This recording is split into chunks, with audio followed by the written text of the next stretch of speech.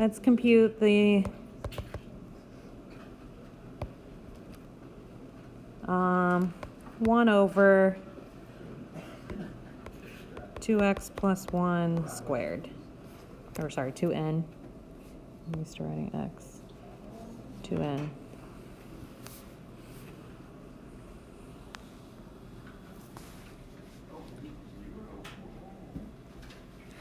Yeah.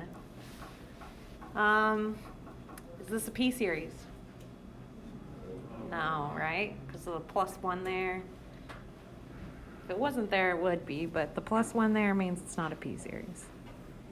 Okay, so what we're going to do is use the integral test. Convert that into a function.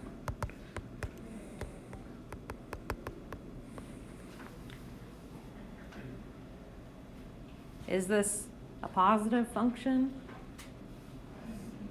Yes, the numerator is 1, which is positive. The denominator is a square. It's always positive. So this is positive. And the denominator is never 0. The smallest the denominator is 1. So it's continuous on this interval. Now I'm looking from 0 to infinity in this problem. 1 over something, we automatically know it's decreasing. Yeah, it's automatically decreasing because the numerator stays fixed and the denominator is getting larger. So for this one, you don't have to show it through derivatives. You can say that f prime of x, or you could say, let's just say f of x is decreasing because the numerator stays constant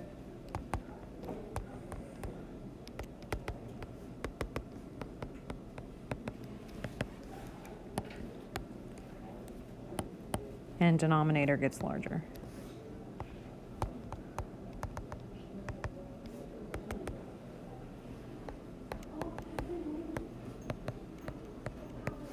So yeah, here, but you could, if you want to, take the derivative. It's not so bad to take the derivative here because this is really 2x plus 1 to the negative second.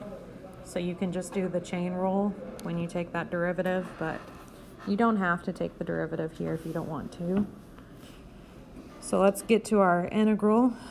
I'm integrating from 0 to infinity, 1 over 2x plus 1 squared. Yep. If the numerator wasn't 1, the numerator wasn't constant, we would have to, because what's going on is if the numerator has the variable x in it, that means both the numerator and denominator are changing. So I don't know how my terms are changing, how my function is behaving. Okay. But here the numerator stays constant and the denominator is going to successively get bigger.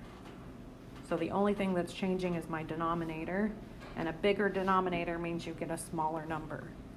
Yep. All right, what do I do first? Put in a limit. Hopefully nobody misses that part of the step ever. 1 over 2x plus 1 squared.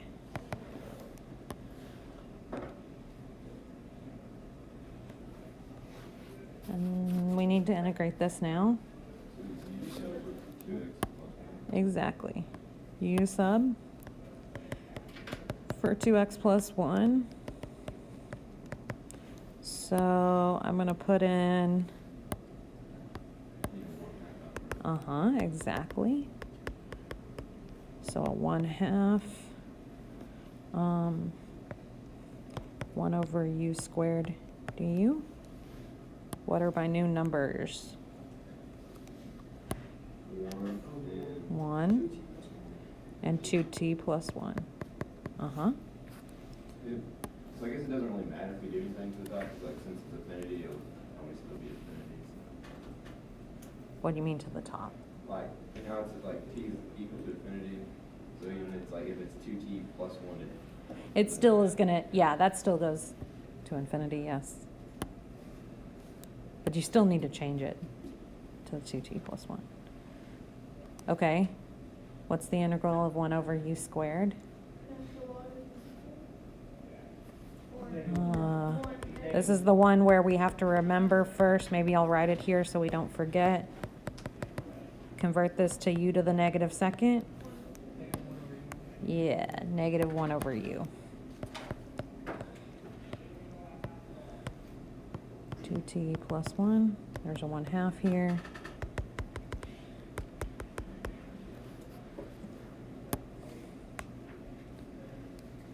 Well, let's look at this. The limit as t goes to infinity, negative 1/2, 2t plus 1, minus negative, so plus 1 over 2.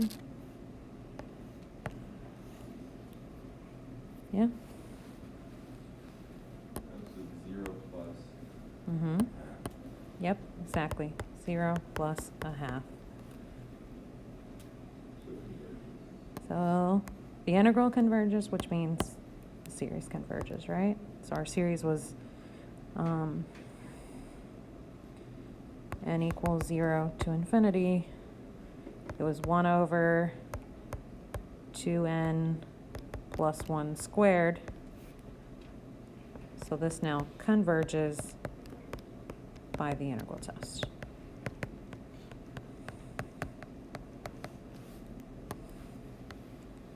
Okay.